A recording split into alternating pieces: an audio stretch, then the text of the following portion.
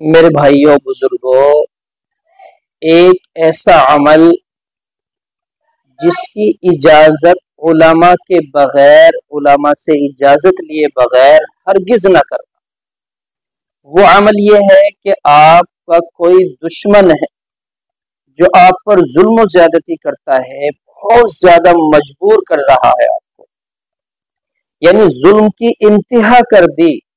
آپ بہت زیادہ مجبور اور پریشان ہو گئے، اس سے تنگ آ گئے، تب بھی آپ کسی عالم سے مشورہ لیں، اجازت طلب کریں، تو یہ عمل اس ظالم جابر دشمن کو ہلاک کرنے کا عمل ہے۔ ہرگز بہت زیادہ مجبوری کے بغیر نہ کریں،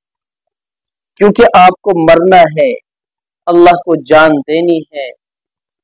تو اس لیے یہ عمل آپ کے لیے امانت ہے،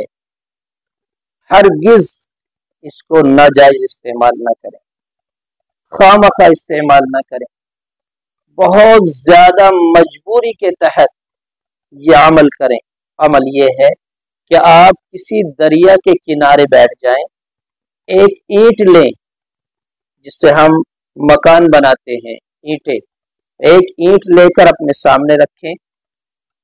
41 مرتبہ سورہ یاسین پڑھنی ہے۔ جب ایک مرتبہ سورہ یاسین مکمل ہو جائے تو اپنے ہاتھ میں ایک چاقو لیں اور اس سے اس اینٹ کو کاٹیں، یعنی نشان لگائیں، اس طرح کاٹ دیں ایک بار، تو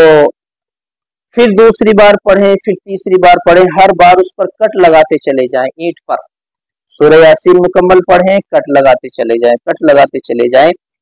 جب 41 بار ہو جائے تو پھر اس اینٹ کو سامنے رکھ کر نماز جنازہ پڑھیں،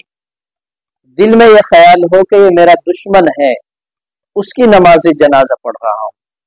اس پر نماز جنازہ پڑھیں، مکمل نماز جنازہ پڑھ کر اور پھر اس اینٹ کو دریا میں ڈال دیں۔ امید ہے کہ انشاءاللہ آپ کا دشمن بہت جلد ہلاک ہو جائے گا، لیکن پھر بھی میں یہ بات کہہ رہا ہوں کہ آپ کو یہ بھی خیال رکھنا ہے کہ مجھے اللہ کو جان دینی ہے، ناجائز غلط طریقے سے ہرگز استعمال نہ کریں، بالکل استعمال نہ کریں۔ بہت زیادہ مجبوری کا مطلب یہ ہے کہ آپ کو خود اپنی جان کا خطرہ ہے، اس دشمن سے بہت زیادہ مجبور ہو گئے تو یہ قدم اٹھا سکتے ہیں، ورنہ اس کے علاوہ اجازت